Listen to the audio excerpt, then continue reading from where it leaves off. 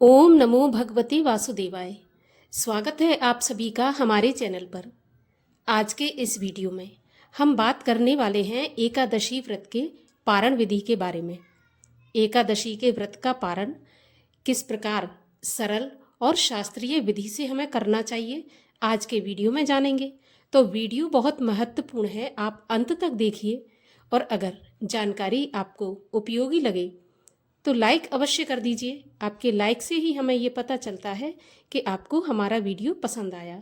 इसके साथ साथ अगर वीडियो आपके लिए उपयोगी है तो औरों के लिए भी शेयर कर दीजिए और ऐसी ही जानकारियां प्राप्त करने के लिए चैनल को भी सब्सक्राइब करके बेल आइकन पर क्लिक कर लीजिए।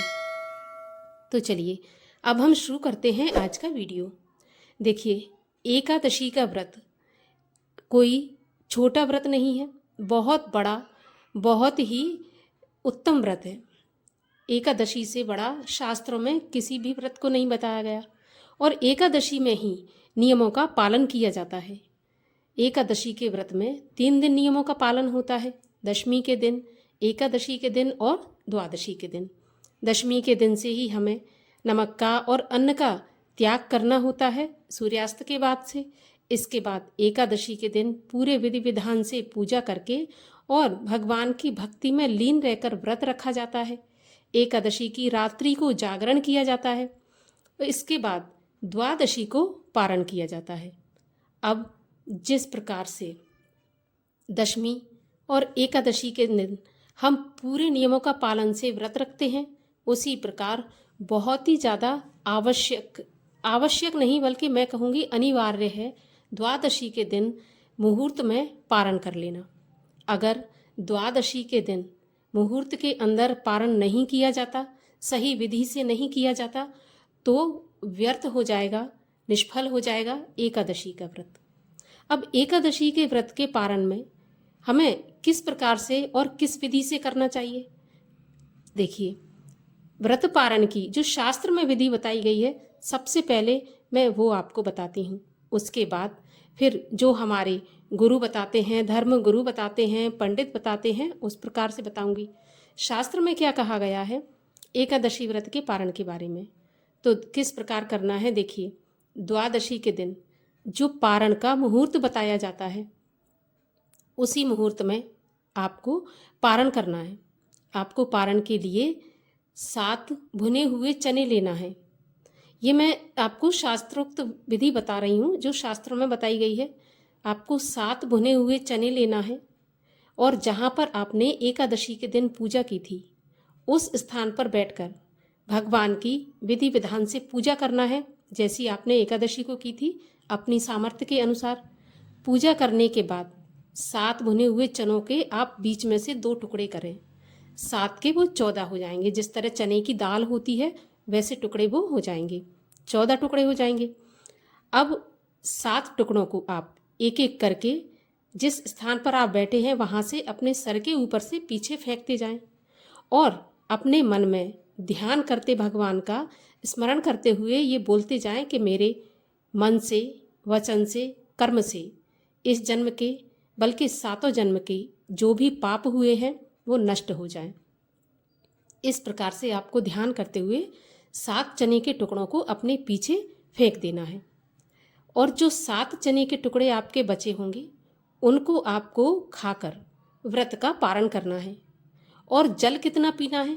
जल आपको अंजलि से पीना है, 7 अंजलि जल पीना है आपको, ठीक है ना। ये हुई शास्त्रों में बताई हुई विधि, बिल्कुल सरल, सीधी और शास्त्रीय विधि। अब अगर जैसे किसी का अगले दिन व्रत होता है, द्वादशी के दिन में किसी का किसी और चीज़ का व्रत होता है, जैसे सोमवार, मंगलवार, बुधवार, इस प्रकार से, तो वो चने नहीं खा सकते। तो चने के अलावा आप तुलसी दल हाथ पर रखें, पूजा स्थान पर बैठकर उसमें थोड़ा सा जल डालें और आप तुलसी दल से भी पारण कर सकते हैं। ध्यान रहे, तुलसी दल आपको चबाना नहीं है, निगलना है पानी के साथ। इस प्रकार से आप एक सरल विधि से पारण कर सकते हैं। अब तीसरी विधि अगर मैं आपको बताऊं तो तीसरी विधि में आप पारण के लिए फलों का भी इस्तेमाल कर सकते हैं, जूस का भी इस्तेमाल कर सकते हैं, लेकिन ध्यान रहे पारण में नमक का इस्तेमाल ना करें। नमक पारण के समय इस्तेमाल नहीं किया जाता। द्वादशी में आप फिर पारण के बाद खा सकते हैं। अब अगला नियम है, चावल से पारण किया जाता है। तो चावल पकाकर आप बनाकर भगवान का भोग लगाएं और फिर उससे अपने व्रत का पारण करें। लेकिन अगर किसी वजह से सुबह सुबह चावल नहीं बन पाते तो आप कच्चे चावल से भी अपने व्रत का पारण कर सकते हैं। अब इस पारण की विधि में आपको एक चीज़ ध्यान रखना है, जब भी आप पारण करें तो पारण करने से पहले एक ब्राह्मण को भोजन अवश्य करा दें। नहीं तो जैसे कभी कभी होता है कि हमें बहुत सुबह सुबह व्रत खोलना पड़ता है तो उस समय तक भोजन नहीं बन पाता, या कोई ब्राह्मण सुबह 7:30 8 8:30 तक भोजन करने नहीं आ पाता, तो हमें एक ब्राह्मण के भोजन की सामग्री, जिसको कि हम सीधा बोलते हैं, जिसमें आटा, दाल, सब्जी, घी, नमक, मिर्च और इसके अलावा भी अपनी सामर्थ्य से आप रखना चाहते हैं कोई भी चीज़ तो रख दें।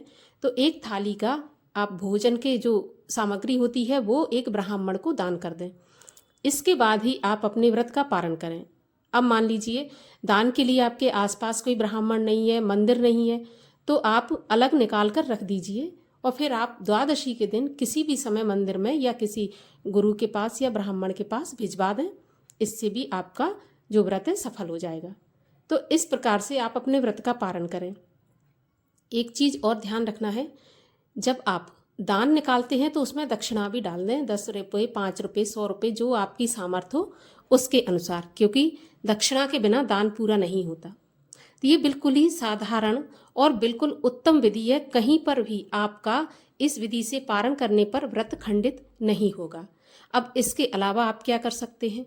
इसके अलावा आप तुलसी की सेवा तो आप करेंगे ही, दीपक लगा के आप तुलसी चालीसा कर सकते हैं, तुलसी माता की कथा भी सुन सकते हैं। इस और भी आप अगर कुछ करना चाहें, मंत्र जाप वगैरह, माला इत्यादि, तो कर सकते हैं आपके पास समय हो। अगर समय नहीं है, मैंने वो विधि आपको बताई है जिसमें कि बहुत कम समय हम लोगों के पास होता है और उसमें हमें पारण करना होता है। तो इस प्रकार से व्रत का पारण किया जाना चाहिए। ऐसे अगर आप व्रत का पारण करेंगे तो किसी भी सूरत में आपका व्रत खंडित नहीं होगा।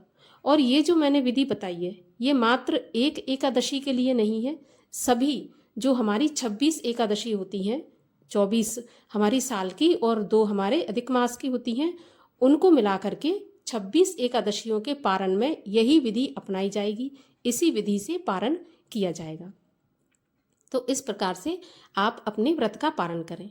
कहीं कहीं पर तो देखिए, वैसे तो शास्त्रों में विधान है कि जो पंचगव्य होता है उससे पारण करना चाहिए, लेकिन कलयुग है, हर कोई पंचगव्य से पारण नहीं कर सकता, क्योंकि पंचगव्य में गौमूत्र भी होता है और जो गौ से प्राप्त हमें 5 चीज़ें होती हैं उनसे करना होता है।